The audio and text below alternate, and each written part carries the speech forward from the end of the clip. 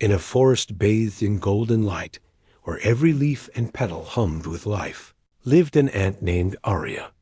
Her dark brown exoskeleton shimmered like polished amber as she moved with purpose, a tiny leaf harness strapped to her back.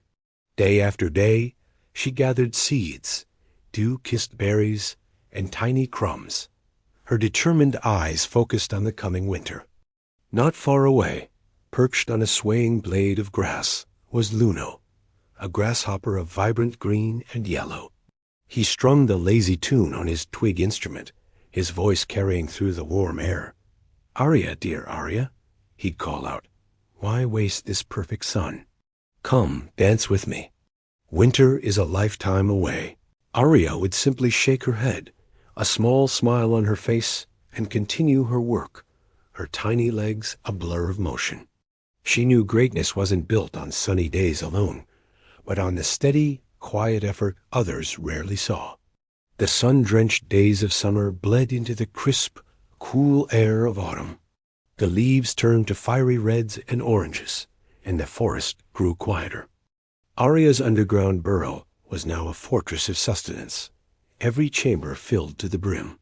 Luno, however, continued to sing, though his songs were now tinged with a nervous energy as the warmth faded from the world. Then winter arrived, not gently, but with a sudden, fierce bite. A thick blanket of snow smothered the forest, silencing every sound except the howling wind.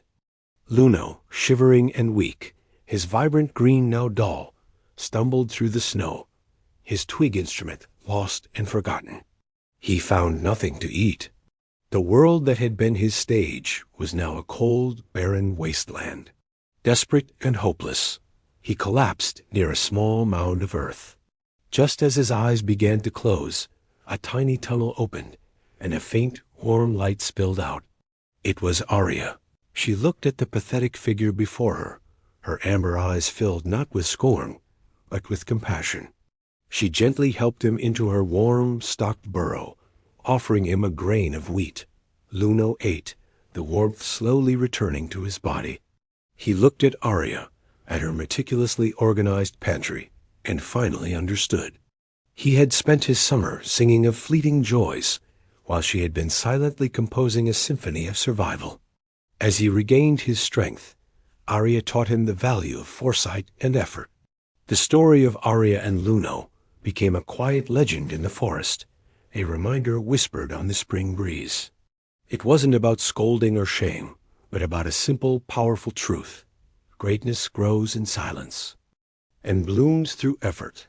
Thanks for watching. If this story resonated with you, please like and subscribe for more tales from the heart of the wild.